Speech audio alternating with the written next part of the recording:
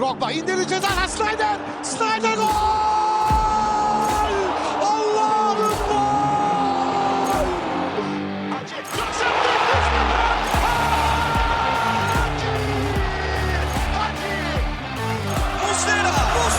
Muslera. Fernando Muslera. Golün adı Muslera. Sarıyoglu. Drogba. This is incredible. Merhaba. Welcome to the Lion's Den, a Galatasaray podcast done for the community, by the community. My name is Yasin, and I'm here with Can from Canada. It's just the two of us today, trying to make things work. It's on a Monday, being recorded. Can, how's it going, my man? It's going well, man. It's going well. A couple days, or I guess our match was yesterday, but it's a long weekend here, thankfully. I think you have a long weekend as well, no? Yes, sir. Fortunately. Yes. It's always nice to get that extra day off, right? So nice. We have Family Day here in Ontario, Canada. So Is that what it's called? yeah, that's what we call it, Family Day. Yeah. Did Canada just look at the United States and say, shit, man, like I want to take Monday off too? Probably. That wouldn't surprise me. But yeah, it's Family Day. It's nice to have a long weekend. And yeah, we're chilling, man. Back for another one. 81 episodes deep. So Yeah, absolutely, bro. It's nice because sometimes I forget these random US holidays. For those who don't know, today, Monday, the 19th in the United States, is Washington's birthday. So it's President's Day. That's why we have off. As John just mentioned, I guess Canada up north, a little jealous that we get this day off. So they just call it Family Day. Same shit, right? President's Day, Family Day, we're all off. Europe's not. Sorry about you guys over there. But I like I said, I forget about these random off days and holidays. So I found out like Wednesday afternoon, my coworker's like, oh, Yasin, you doing anything for the extended week? I'm like, extended weekend? Like, I'm not taking off or anything like that. He's like, no, like we have off Monday. I'm like, what? He's like, yeah, it's President's Day. I'm like, shit, man. No, I don't have anything planned, but I guess an extra day to relax. So yesterday, being Sunday, was extra nice knowing that I didn't have to wake up today for work. So lovely. Chilling, man, chilling. But yeah, I think it was a great weekend for us. We can probably get right into it. Gala won. A very, very exciting, very fun to watch game. 3-0 was the score against, who did we play? We played against Ankaragucu. Away. All the drama beforehand, John, right? With the field. Yeah. Is it in playable condition? Another player in the league recently got injured there. They suffered a knee injury, out for 6, 7, 8 months, whatever it is. And it took social media by storm, I'd say, right? We saw the pictures online. And then this is not necessarily something new to us either. I think it was earlier this season, maybe it was, where I don't know where the game was, but they sprayed the surface green, and then our players turned into Hulk after the game. Yeah. Was that this season? I think that actually, wait, was it this? I think it was earlier this season, right? I think Yeah, so, I think it because was. we were I wearing think the it white was. jersey, which is Yeah, the same yeah. one that we wore this time around. Yeah. But yeah, man, lots of drama with that. Fortunately, I'd say the field was better than expected. I think they took a lot of caution this time around. Because there was a lot of news about it, us not wanting to play there. They were adamant about playing there. There was going to be a lot of negative publicity for them if the field was indeed bad shape. I don't know what they did in the last week to make it decent. Maybe we over-exaggerated, I don't know, but it definitely turned out to be better than expected. And that allowed us to play our game, which we definitely did that day. So very happy about that. So, hey, it could have been worse. Our rivals played on probably one of the worst pitches I've seen played, Wow. a soccer game on, a football game on. So definitely could have been worse, as we saw there. So just very fortunate about that. And you want to get into the game? Is there any news that we need to talk about, or? We had one very small, well, I don't know if it's a small thing, but kind of a side note before all this, and that was an injury to Serge Aurier. And It seems like he not only came back from AFCON injured, according to him, what he says, he played 30 minutes injured as well. In the final? Yeah. And actually, I'm not sure. Apologies if we spoke about this on the last episode. I'm not sure if we did or not. We might have. Emre and I might have mentioned it, but we'll mention it again anyway. So it seems like he's going to be out for a little while. I think probably around a month. That sucks. Yeah. That's unfortunate. Yeah. We're going to talk about Derek Cohn's his debut, in a minute here. And I was hoping to see Aurier's debut as well, but that's going to be delayed. And he's only here for 6 months anyway. So I don't know. We'll see what happens with that, I guess. Yeah. Yep. So it sounds like he's going to miss that Beşiktaş derby, which is, early March 3rd, it looks like. But, we'll make do, hopefully. With that said, I guess we can get into the game. Ankaragucu, you want to take it away, John? Yep, absolutely. So this was round 26 of the Super League. We were away to Ankaragucu. This one finished 3-0. Go through our starting 11. We had Muslera in goal. Derek Cohn, like I just said, made his debut at left back. Victor Nelson, Davinson Sanchez, Barış was right back. Berkan, Kerem Demirbay, Mertens, our midfield. We had Torreira on the bench today. Kerem Aktürkoğlu, Tete, and Icardi up front. We had goals from Kerem Demirbay, Davinson Sanchez, and Icardi on a penalty, of course. And we'll go through some stats as well. We had 60% possession, an XG of 2.46, 27 total shots, 11 on target. And yeah, that sums it up for the stats. We had FotMob, they gave Kerem Demirbay man of the match with an 8.3 rating. And SofaScore, they gave Kerem Demirbay and Mertens an 8 rating. They were tied for our highest rated players. But yeah, like we were talking about privately before the pod, Yasin, this was so fun to watch. What a game with no stress and good football, actually good football. We were enjoying the football for once. We looked good. Everyone looked sort of switched on, even the players who sometimes don't look that way, like Tete, he looked switched on. And we were just playing well, man, moving the ball well, attacking well, defending well, and things were just going well for us overall, man. What do you think? Yeah, absolutely, man. I can't remember the last time where I watched a Super League game like this, especially away, and just felt super relaxed, super happy, comfortable watching the game. And more than that, just like very satisfied with how we're playing, like from everybody, like from defending to our midfield passing to our passes up front, the way that we distributed the ball, the way that we shared the ball, the pressing was incredible. I think from everybody, that's one thing that I love about this team, which we fortunately see often, which is team pressing. Sometimes, not players, there's 1, 2, 3 players that don't have the best game. They're not always focused. And, 1 or 2 guys might press, but the rest of the guys are a little bit lackadaisical. So, when you have a couple guys that don't press properly, it ruins the team press. And then there's gaps in the midfield. There's gaps in the defense. It becomes sloppy. We see that time to time. Today, or in this game, I should say, everybody pressed accordingly. They pressed where they needed to. They won the ball. When they won the ball, they shared the ball. They got into open space.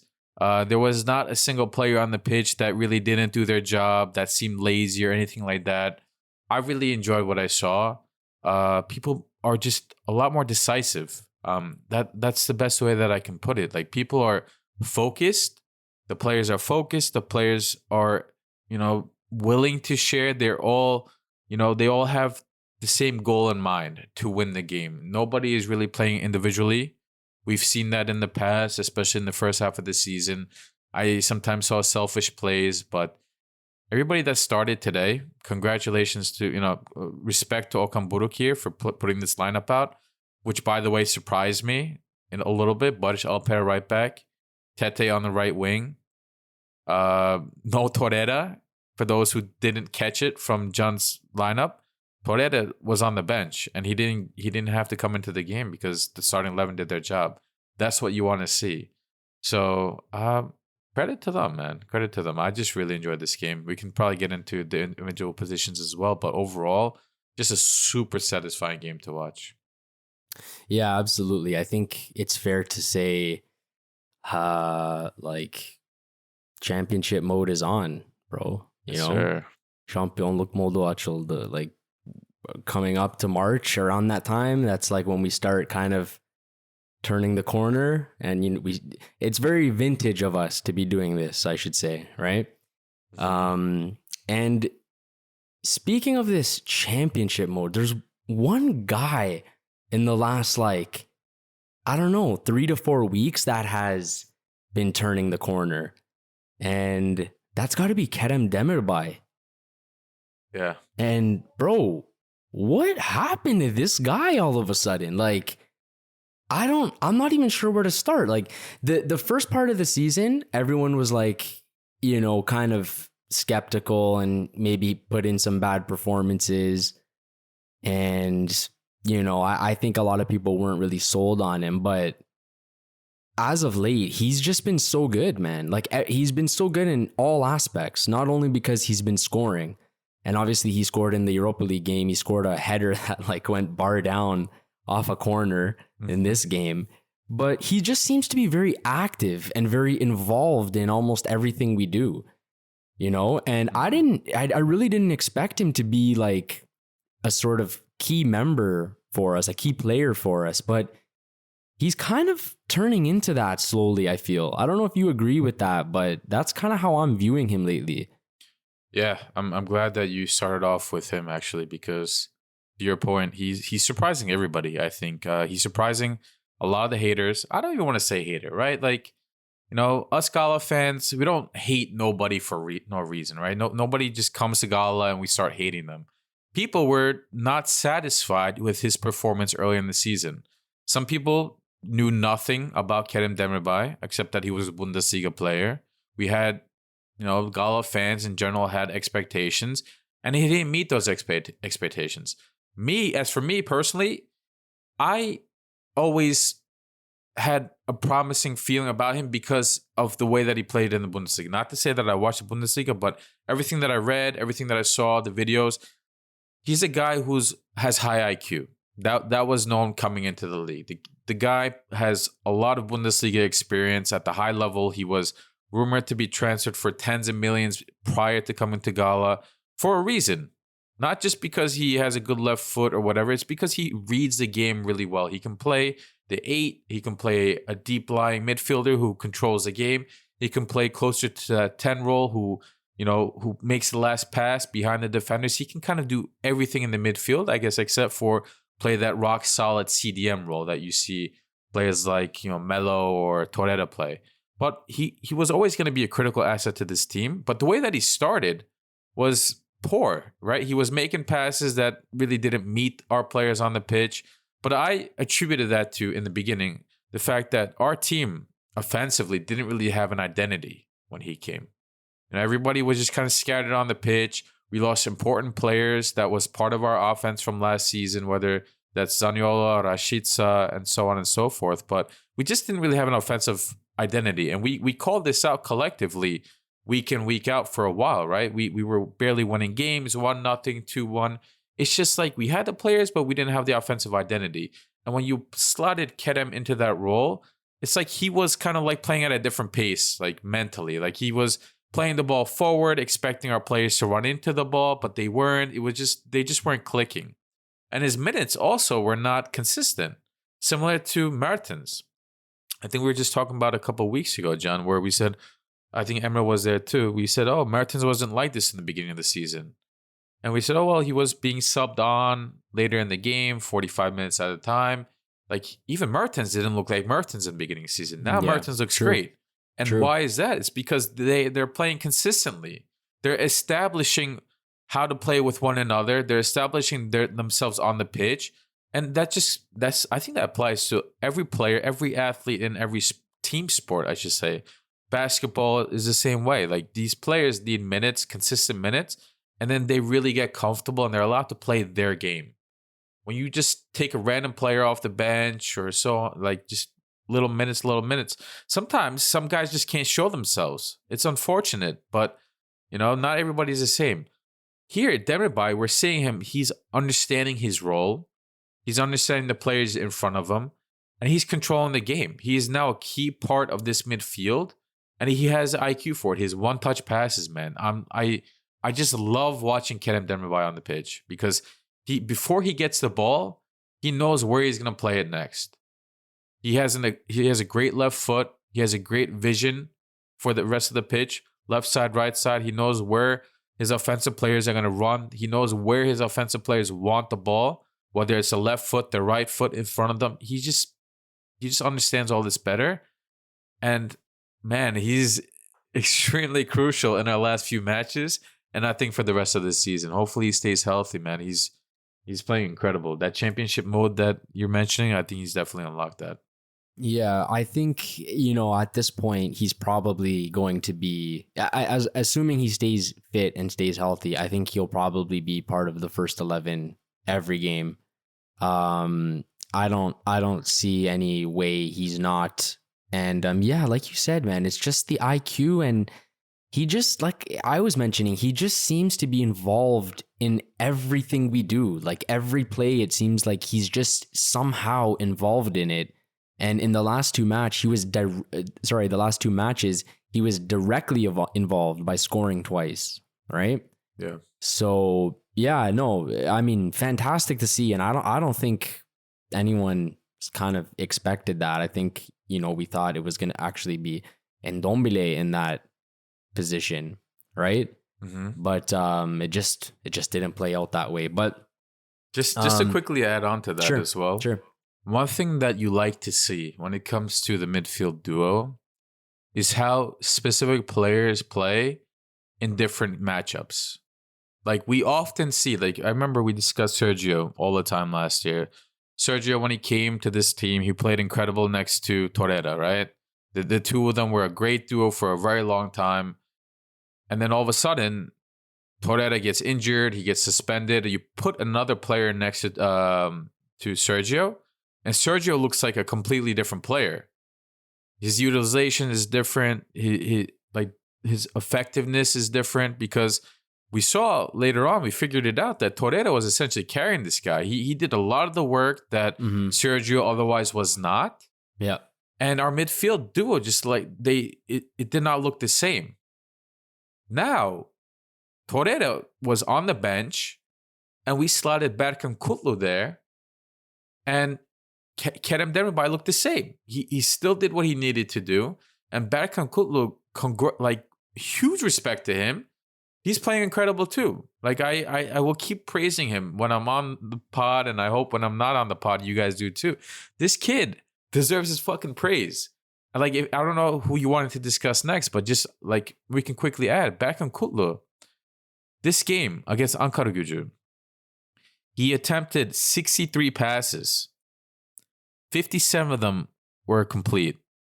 57 out of 63 passes were accurate. 90%. That is insane. Just to compare, his midfield duo, his partner, Kerem Demirbay, attempted only 39 passes, and 30 of them were complete, which gives him 77%. Like, you can argue Kerem played a little bit more offensive, right, in the midfield, so he makes less passes. They're sometimes a little bit riskier, but just the sheer amount of difference in the number of passes is huge. So Berkan Kutlu, man, congrats to him. He's taking advantage of these minutes that Okan Hoca is giving him. So I just want to give a shout out to him as well. Absolutely, man. For once, I don't think I have anything negative to say about Berkan. Like, I can't believe that day has come. But I mean, bro, the credit is due. He's played left back in some pretty competitive games, including the Europa League game. He's played center back. I think it was the cup game. He played center back. Yeah. Now he's playing the position he normally plays in. Two left-footed players playing there as well, which you don't really see too often, but you would never be able to guess that. And I think Berkan was playing on the right side as well. And so technically that should make it a little more difficult for him when he's, if you're expecting him to link up with Barış and Tete, but he still had 90% accurate passes or completed passes, like you mentioned. Mm-hmm. So no, I have nothing negative to say about the guy for the first time.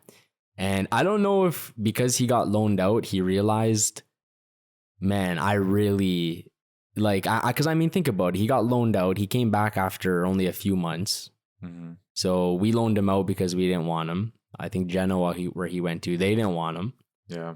So I think he realized, he kind of has to show himself a bit. Maybe he's losing some points here, and he could find himself in a team like Ankaragucu that has, look who they have. They have Tolga and these players, right? So yeah, very, very, very nice to see. And I was gonna bring up the thing that I wanted to talk about most, and that was Derek Cohn. Go for it. Wow, man. Wow. Where do I start with this guy? So we will back up a little bit first. So I think it was 2 episodes ago, we mentioned how when I first saw him, I was getting Adekube vibes, right?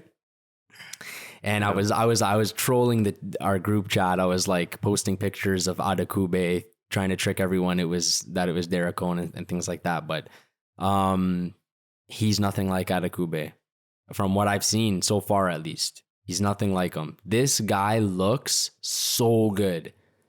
This guy looks so good, man. He looks comfortable in his position, competent in his position. He knows what he's doing. When he goes forward, he's calm. He has some speed. His decision making is so good. I think there was one time in the match I said what was he trying to do there, right? Otherwise, his passing, his distribution, he always looks like he's in the right place. He had a really good chance to score. The keeper saved it. It was a good try. He assisted Icardi in I think it was an offside goal, or they called it off for a foul. Yeah. But this guy, I kind of didn't expect that, man. He looks so solid. And I know it's just one game, but at the same time, you can say it's only been one game. Yeah. Look at Kerem Demirbay, how many games it took for him to gain some trust and confidence to put him in the starting 11 and things like that. I know we don't have much competition for him at left back, but still, after one game, he looked so comfy in that position, and he looked so effective as well. That's the thing for me. He looks like he's an actual effective fullback. What did you think about him? Yeah, not only does he look like an effective fullback, he looks like a player who's been playing for Gala for a long time. That is huge to me. When a player comes to a team for the first time, and now add to this, not just the first time, it's mid-season. First time playing in February for a new club, huge expectations in the title race, and then playing your first game away, not in front of your home fans, but away. That's huge, man. Yeah. And to give that performance when all eyes are on you, huge expectations, huge game for us going into it, the pitch, this, that. We just took first place last week. We don't want to lose it. That is a lot to ask from a player. And he did not show any form of hesitation. He didn't look like he was lost out there. He didn't look like he was anxious. He just played his game. Coming in, I knew nothing about Derek Cohn except for what I read online. I never watched the kid play. I never watched the Bundesliga, his team there. I knew what they told me was he's an offensive-minded left back who likes to go up. He's athletic. He's fast. He's okay defensively, but he has a good left foot, and that is everything that I saw against Ankaragucu. Like, no surprises. And this kid's what, 24, 25 years old? Yeah. So it's only up from here. He's only going to get familiar with his teammates more. He's only going to get more familiar with Okan Buruk and what he's asking of him, which is going to be, of course, attack, playing disciplined, get into the box, take a shot if you had to. We saw that. So, man, it's very exciting. As you said, he had an assist his first game, which got wrongfully, in my opinion, taken away because Agreed. the ref thought a slight push in the back of the defender where the defender just flopped. He called it a foul. I don't know why he did that, but he stole a Cardi's goal and he stole Derek Cohn's assist. It's all right. We'll get those back. But man, great game for him. I'm very excited to see him in the upcoming games, and with that excitement comes also the sadness to know once again that he's not going to be playing against Sparta or in the Europa League. So very unfortunate in that regard. Yeah, that's exactly what I was going to mention. That's a huge, that's just tragic, man. We could really, really, really use him, especially because I don't know if you've seen the group of teams, but if we make it out of this, if we make it past Sparta Prague, there's some tough teams there, man. And we really could have used him. But seeing him in this match, I really thought to myself, like, man, why do we waste our time with players like Aurier? Why? Like, I saw this guy. I'm like, man, no one ever heard of this guy literally a week ago. We never heard of him. He played in the second division in Germany. And it like, I just ask myself, why didn't we try to find a transfer like that for the right side as well? You know, now we have Aurier who came in. Now he's injured. He's going to be out for a month. He's only here until the end of the season. He's older and has, you know, all the things that we mentioned on when we first spoke about him on the podcast, all the things that people were upset about. And then you bring a guy in like Derek Cohn, who no one ever heard of.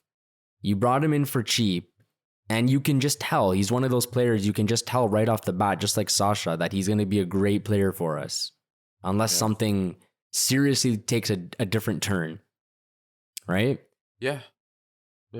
I agree. I would definitely love to have a Derek Cohn on the right side as well. But again, you know, going back to our conversation about the winter transfer window, it's just the supply of players, you know, in terms of availability is tough. Like, I think one of the reasons why we were able to get Derek Cohn for the amount that we got him for is because he had a release clause in the summer.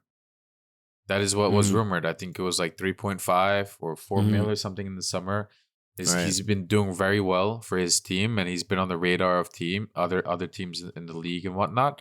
And we said, hey, look, I think his agent is the same agent as other players in this team. I'm not 100% sure about that, but listen, we did a good job scouting him, whether that's through agent referrals or our own scouting department. And we saw an opportunity and we took it. That's not necessarily always going to be available for every position. And I think it's good to kind of balance everything too, right? Like, Derek Cohn, again, 1 game sample size. I don't want to jinx it, of course, but he played great. Hopefully he continues to play great.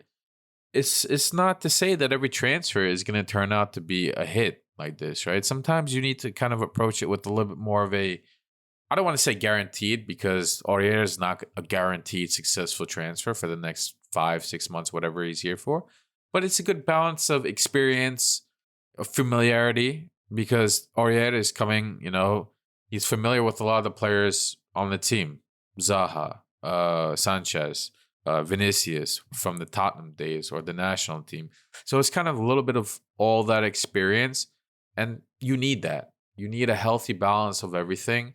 And my hope is in the summer, when there's a lot more money to work with, a lot more players to work with, time to work with, we'll be able to bring in maybe a player of Derek's caliber, or maybe better, maybe cheaper and better, right? So let's see what happens. I'd like to see Serge Aurier play before we say anything for sure, but it's also tough to say that when the guy is out until mid-March, right? So yeah, very true. Everything you said, I have to agree. Very true. I think I have a sour taste now after he just came. The injury. I'm just sour about the whole thing now, I think. I don't blame you. Yeah.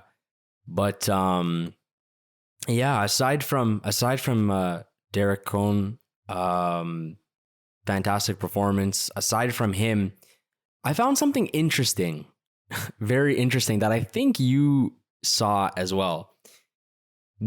So first of all, we had Davinson Sanchez score. He scored our second goal.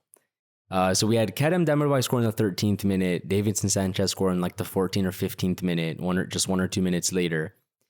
And his goal, so I'll kind of, I guess, break it down a little. We were attacking Ankaragucu, and one of the players tried clearing it, or I shouldn't say clearing it. He just tried passing it out, and Davinson stepped up and sort of won the ball, intercepted the ball, and then I think he played it out wide onto the right side. But he continued making a run into the box, and he received the ball. He ended up being right in the middle of the box. He received the ball there, and he scored. He was literally right on top of the 6-yard box. Did you see him doing that? Like all game almost? Bro, at one point, I think I wrote in the chat, I'm like, is Sanchez playing false nine? Like, is this his actual position this game? Like, not a one-time occurrence, but is this what he is now going to be for the rest of this game or a portion of the game? Because sometimes you see defenders come up and then another player will drop for them and say, okay, you go up, you have momentum, go up, and then, see what happens, but come back. Sanchez was not coming back. My man was like, I like this. I like this half of the field better than that half of the field. I'm going to stay up here and chill with Icardi and Kerem and, Martins. This is much more fun. Yeah. And bro, he fucking was doing a good ass job to the point he scored. And just like, he was a force there. Like, I love seeing that. I was not complaining. Of course, it could have bite us in the ass if they countered or something like that. He's our fastest defender, but man, that was kind of cool to see. Yeah, he definitely has a presence, definitely, right? Yeah, and I'm curious to hear more about it from you too, but it's just so funny because you said Kerem scored. Kerem scored a header. I don't know if we talked about that yet. Kerem scored a header. Kerem Demirbay, I don't know how many headers he scored in his career, but my guess is very few, right? He's not a super athletic, jumpy player where he's going to win balls in the air. He's not very physical either, where he can push off players and win headers in the air. He's just a guy you don't expect. He scored a header. And it was a nice one, too. It hit the crossbar and went in. And then Davinson Sanchez, a center back, which you expect if he's going to be scoring goals. My guess is, again here, is going to be a vast majority of them are going to be headers. In this case, he's inside the box, slotting it into the bottom left corner like a striker, like Icardi would. I'm sure Icardi was proud. Like, goddamn, bro. Like, not only is Okan Buruk having players play other positions really nice, he's having other players score goals that they normally wouldn't score. Like, huge shout out to our coach Okan Buruk here. Yeah, absolutely. And as soon as he scored that, the first thing I said was, like in my head, I was like, see Icardi? That's it. That's all you got to do, bro. That's it. It was so simple, bro. Like he just, like it is just so, when you watch the goal back, it was just so simple. Like I said, the player tried passing it out. He just intercepted it, played it onto the right side, and he just sort of continued his run into the middle of the box, and the ball just found him, and he just kind of sweeped it in. And like you mentioned, he was doing that sort of all game. He's a big boy, he definitely has a presence. But that was very interesting to see. And I don't know if it's just because everyone felt so comfortable in this match. Everyone was just kind of feeling themselves. And he kind of took it upon himself to make these type of runs and be in and around the box. And it kind of worked out. Just I want to quickly walk through that goal because, Sure. You were discussing he won the ball, and I don't always watch match highlights after I watch the game. Even when we win, it's like, oh, like I watched the game. Like I might watch it once and that's it, right? Mm-hmm. I watch these highlights for this game so many times just to watch every single little detail of the goal, the player reactions. Because again, as I said when we started off the pod, this game truly like gave me really good, happy feelings. Just because of the way that we played, and something that I touched on before, which I'm going to mention again now, is everybody played simple. Everybody was willing to share the ball, quickly pass the ball, and that's what we did in this goal. So I'm just going to walk through it really quickly. You mentioned that the defender tried clearing the ball, right? So that's correct. The defender tried clearing the ball. Sanchez, and this is what our defenders have been doing for a while now, including Nelson. So just to quickly touch on this topic as well, our defenders, our three center backs, whether that's Abdulkerim, that's Nelson, or that's Sanchez, all are doing what Okan Buruk is asking them to do.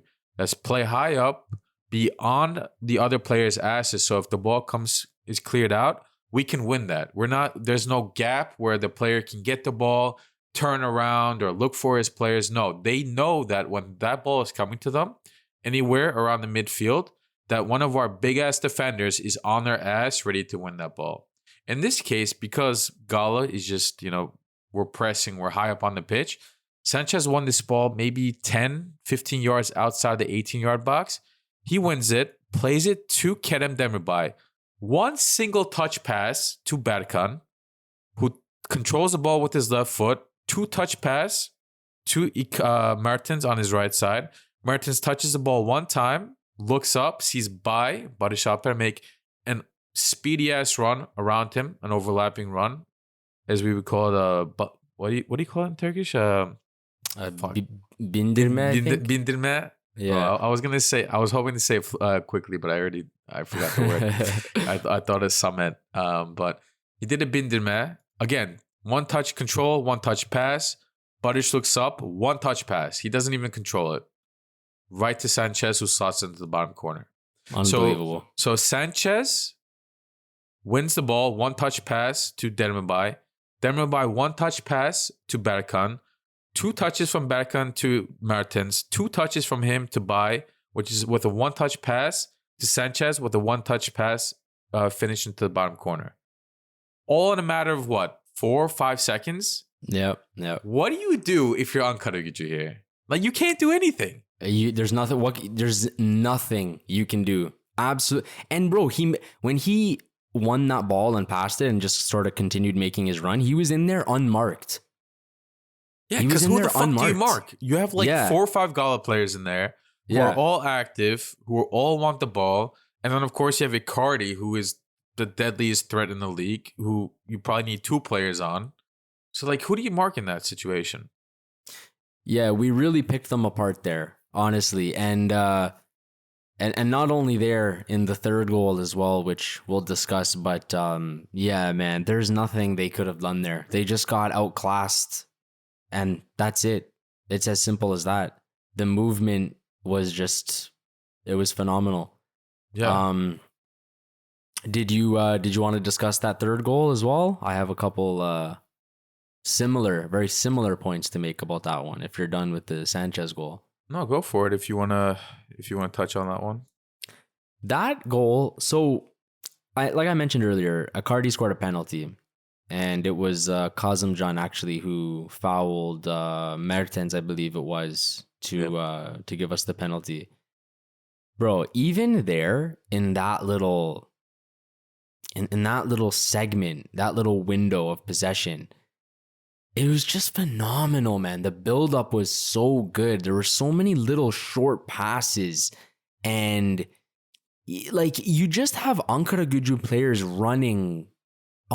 They look like they're just running aimlessly. So many little passes, it's like short, and then a long pass. Or a few short passes in the middle, and then one pass to our outlets on the left or right side. Mm-hmm. And that's essentially what happened. We built up the play that way, in and outside the box. Icardi, I think it was Kerem, played it across into Icardi. Icardi had a little backflip.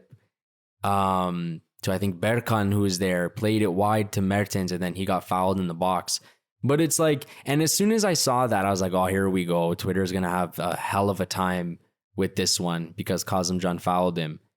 But bro, if you actually think about it, what did you want Kazımcan to do? When a team is passing around you like this, like these short little tiki-taka passes, of course, bro, you have to go in aggressive and try to win the ball. Right? If he didn't do that, I'm sure we would have scored anyway. Mm-hmm. So just phenomenal, just absolutely phenomenal. I don't know what it was about this match. We were just feeling it. And then, of course, naturally, Icardi steps up for the penalty. He goes to his left, the goalkeeper's right. Phenomenal penalty. Phenomenal penalty. You're not saving that one. A little smile on his face. Yeah. Kerem gave him a little push to go do his celebration. Love that. Just to let us know everything's all right. Calm down, okay? But fucking fantastic, bro. Yeah, fantastic. I mean, there's really not much more to say. To your point, it's all about that quick passing. That the ball came from the left side to Icardi, unselfishly lays it off to the trailing player, which was Berkan in this case. Berkan could have easily taken a shot there, right outside the 18. He had the opportunity. I think he had the sight to take a shot on target. Instead, opens up his body with his right foot, his opposite foot, plays a beautiful through ball, in front of Mertens, who was already coming, making that run on his right side, to the perfect spot where Mertens gets to the ball first before Kazımcan, but so perfect where like the defender has to think twice, like, can I make this tackle? Can I not make this tackle? Because if the defender wants to win that ball, they have to slide, right? They have to go for that lunge. Yeah. Because if they don't do that, then Mertens is definitely winning the ball, going right past the defender for an easy pass to the middle for whoever's open. So Kazımcan, to your point in that situation, what else can he do, right? Like it's a bad tackle, but it's a tackle that a defender makes, I would say 8, 9 out of 10 times. Just because you have no other choice there. He fucked up his tackle because he's not the best defender, which is why he's on loan, right? If he was a good defender, he would be here playing for us, playing left back over Berkan Kutlu, who's not a left back, right? So not much more to say there for those who are saying, oh, this is, this is bullshit, blah, blah, blah. Like, he's just not a good defender right now. Anyways, again, great ball by Berkan, one touch pass. Like, that's what you like to see. And this is what I hope that the team understands as well. I hope this is not a one-time occurrence. I hope the players sit down in the film room with Okan Buruk, and Okan Buruk shows them all this. Look, guys, this is what happens when you play simple. This is what happens when you play for each other rather than for yourself.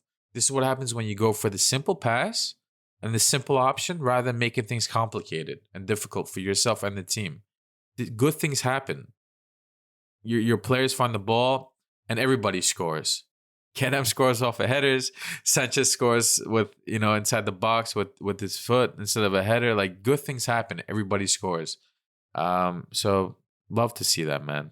It was 3-0, but we had loads of other chances too. So this game could have easily been a familiar situation for Emre Belözoğlu like last year when he was at Başakşehir.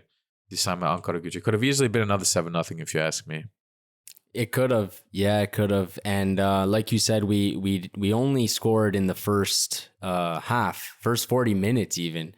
No goals in the second half there. But this one could have been pretty ugly for him as well. And I'm sure when we went up 3-0 in like the 40th minute or whatever, he for sure in the back of his head, he was thinking like, PTSD. Please not again. Yeah, phenomenal. We also had Sergio Oliveira return this match after his injury. He came on in the 60th minute, which I think he could be kind of useful for us for the remainder of the season, especially because we've been a little bit thin in that area.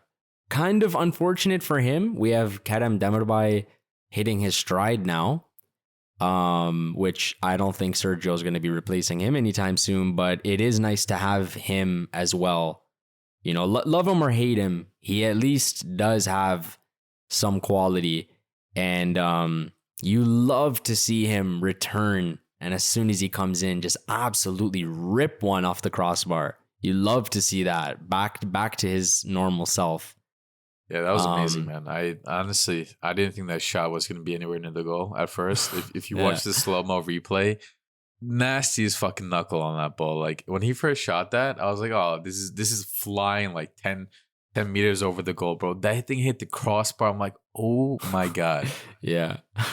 That was crazy. Like, he barely like ran to the ball as well. Like he barely took steps ahead of that ball. Like I think he touched the ball 1-2 steps and a missile from distance. It was amazing. Yeah. So great to have him back, and I'm sure any chance he gets, I'm sure he's going to be, trying to prove himself and trying to fight for a spot back in the team. So we'll see how that kind of works out. And then I guess the other thing I wanted to talk about, and that our good buddy Emre wanted us to mention, Okan Buruk. He is the quickest manager to get 50 wins in this league. And don't quote us on this, but I think it's 50 wins in 62 games or something similar. That's right. What do you have to say about Okan Buruk, man? He is Galatasaray in and out. The guy is a winner, obviously, as the stat that you just mentioned points out, right? He knows how to win games. But he also understands what to do with these players, with what he's given. I criticized him in the past for not playing the best football with what seemed to be a very deep and exciting squad that we had in the beginning of the season. But what you're seeing now is kind of historic. It's just phenomenal, in my opinion, because he's playing different players in different positions. He's getting really good output from all of them. He's increasing the performance of players that you thought was mediocre. He's having average players play very good. Like, he's just increasing the performance of nearly everybody on the pitch in this squad, I should say. That's what you expect a manager to do. Some managers they like having ready squads. They say, give me a bunch of 90 overall players across the board, and I'll make something happen. Okan Buruk is making a lot happen that you maybe normally wouldn't expect. He's getting results, and now it's like, I feel this pressing game that we're seeing lately is what he's all about. This is what he played when he was under Fatih Terim in the early 2000s, when we had a very successful European run. This is how we played. We played like this in the Champions League, right? When against Bayern Munich and United, it's this pressing game that is super exciting. And now it's like the players, unfortunately, the squad did change from last year. So he had to kind of gain everybody's trust back. He had to get everybody on board of what he's asking for. And now you're really seeing it again. Everybody more or less understands what he's asking for, the new players included. And now you're seeing everybody's bought into what he's trying to do. And you're seeing it on the pitch. I love that. And he deserves all the respect in the world. And I think more and more people are starting to give him that respect if they were not already before.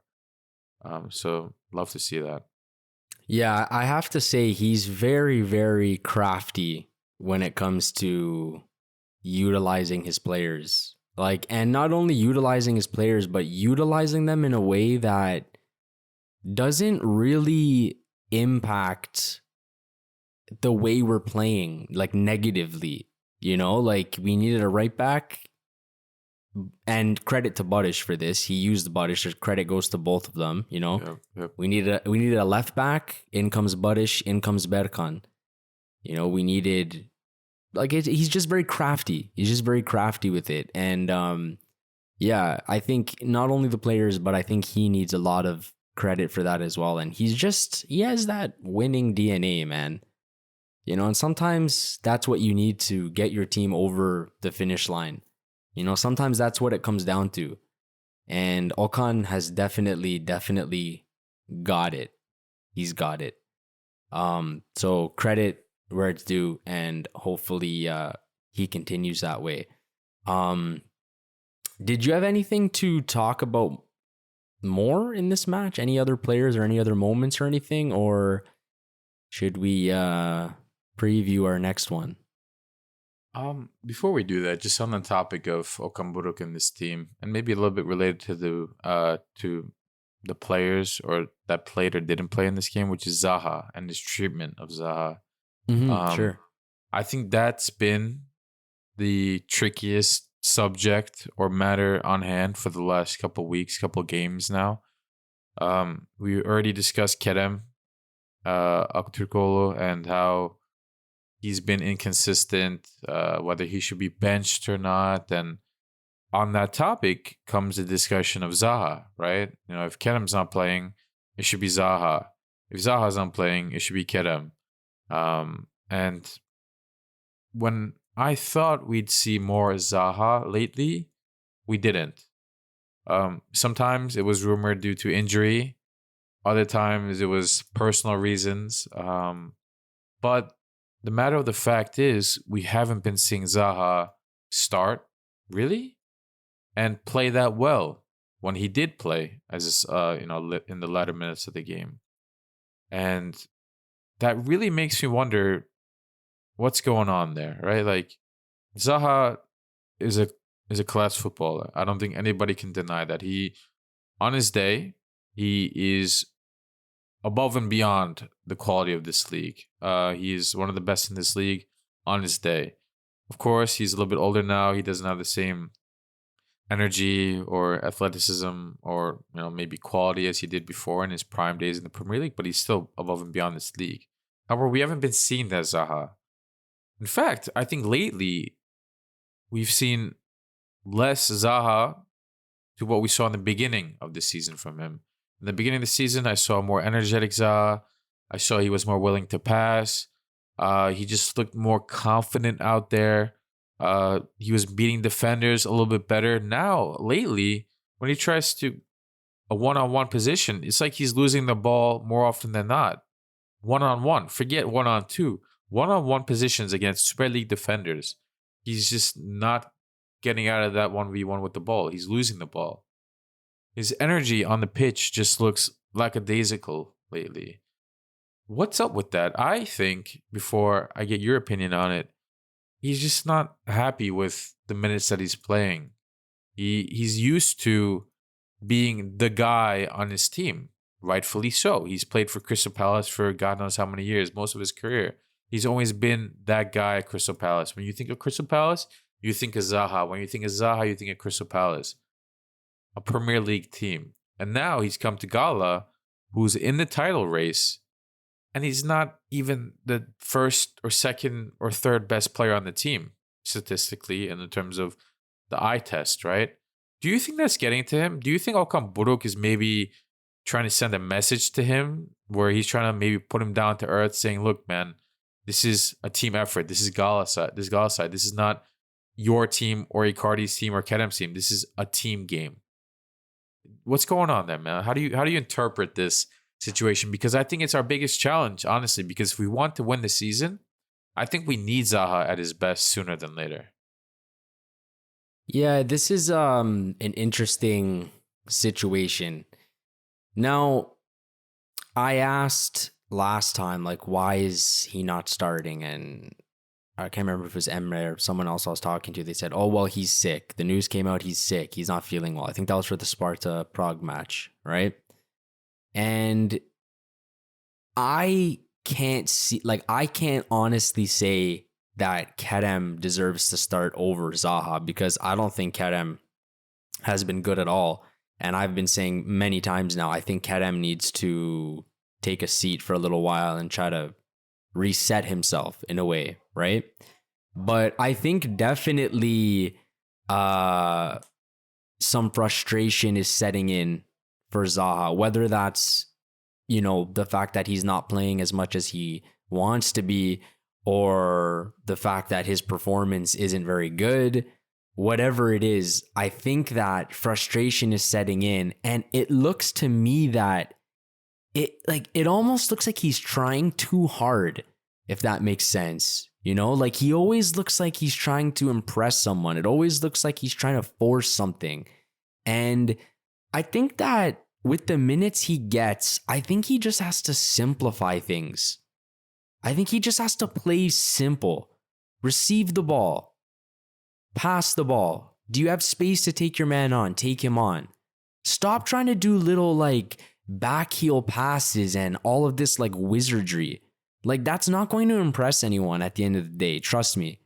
Trust me when I tell you this, bro. As a coach that's been doing this for a long time, that's never impressed me.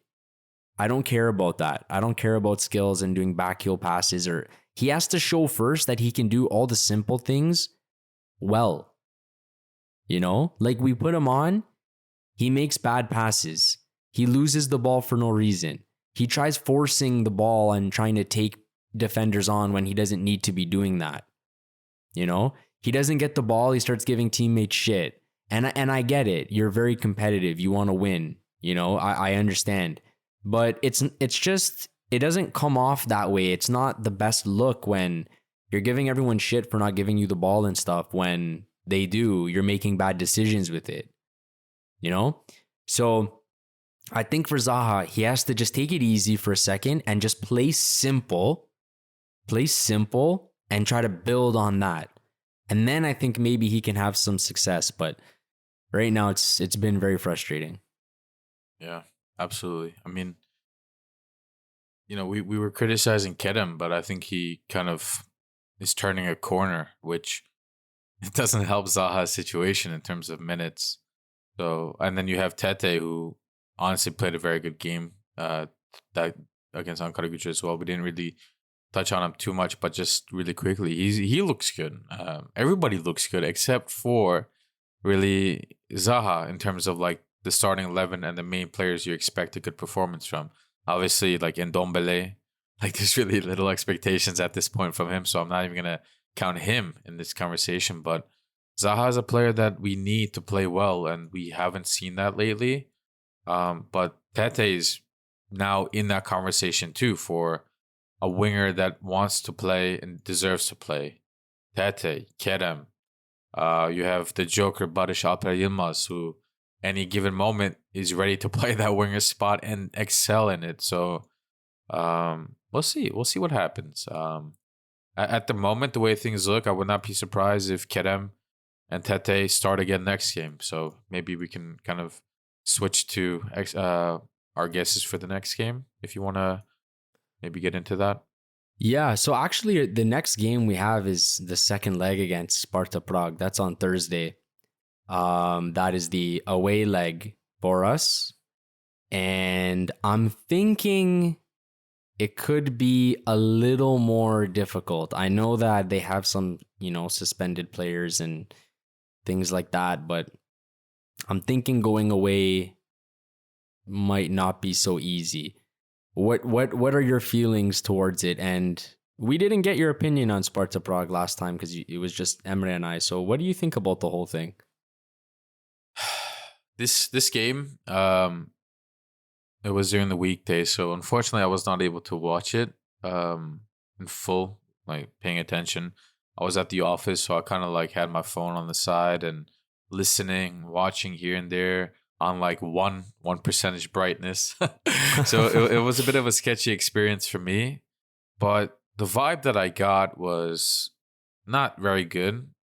I think we could have done better. Obviously, it was a scrappy game from score sheet aside. Like just looking there at 3-2, last minute goal from McCarty, beautiful finish, of course.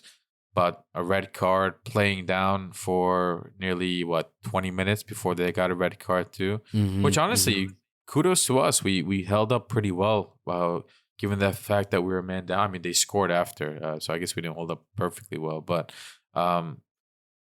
these teams are always going to be challenging, right? Sparta, I think we talked about it prior to the game. They're on a very long stretch of wins, let alone not losing. They're just winning all the time. And they won again after our game. So the loss to us was their first in quite some time.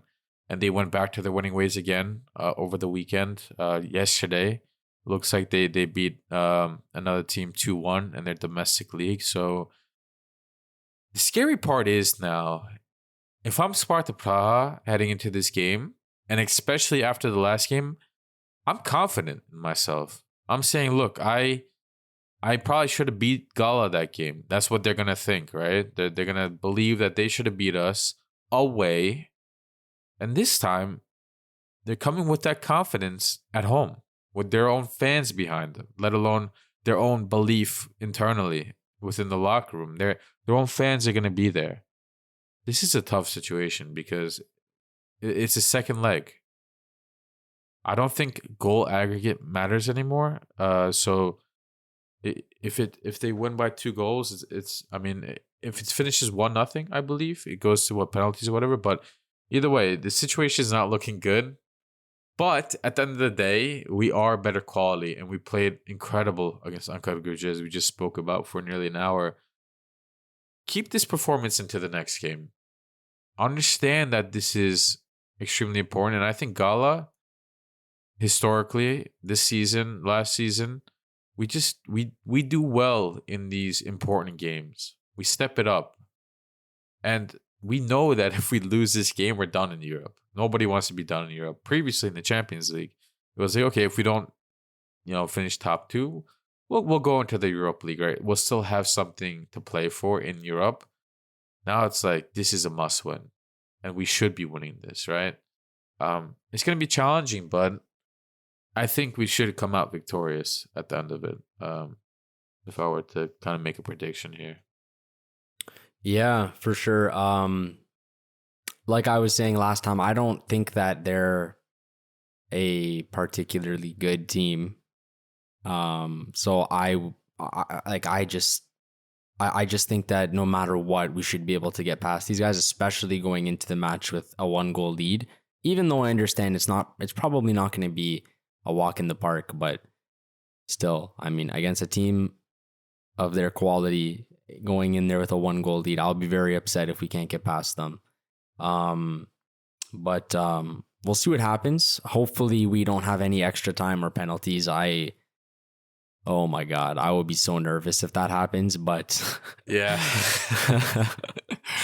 We'll have to see what happens there, but I'm hoping this will just be easy, man. Like we just go in and win like 2-0 or something. What kind of lineup are you expecting? So like, just to kind of remind both of us and the listeners, there's probably going to be a good amount of changes from the last game, right? Because last game we had Berkan Kutlu at left back, Nelson and Sanchez at center back, and Can Ayhan at right back. So our defensive line, I think, could be very different, given that Nelson got a red card, so he's suspended this game, right? So we're going to see Abdulkarim slot there. Yeah. Can Ayhan got injured that game, so he's definitely out this game. So who's going to be our right back? Who's going to be our left back? We said no Derek Cohn. I guess we can assume Berkan Kutlu is going to play left back. Who's going to play right back? Is it going to be Barış Yılmaz? I would probably expect Barış to play there. Yeah. But wouldn't surprise me if... actually, Can got injured. Yeah, so Can's not available. Yeah, Can got injured in that match, so I'm assuming he's not available. So I guess it's going to be Barış. Yeah. And then either Zaha or Tete on that other wing.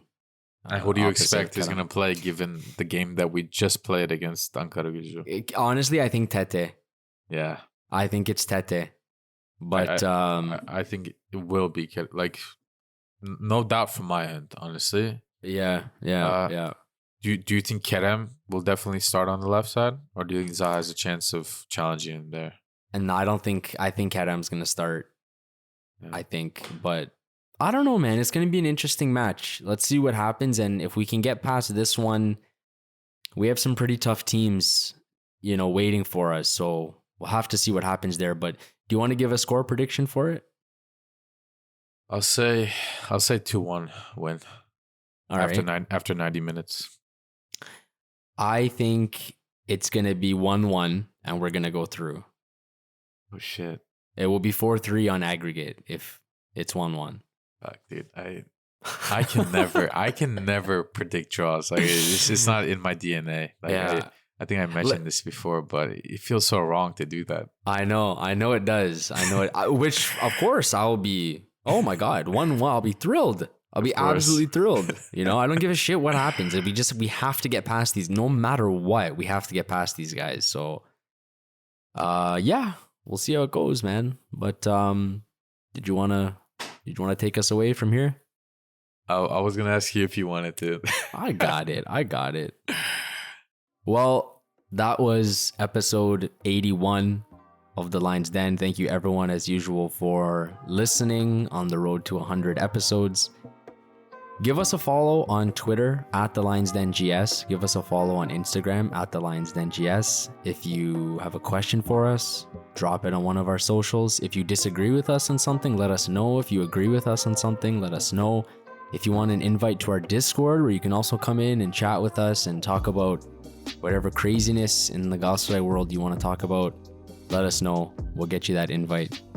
But aside from that, we will talk to everyone in a few days, hopefully, after the Sparta Prague match. So hopefully nothing but good vibes when we return, guys. Inshallah. Take care, everyone. Take care.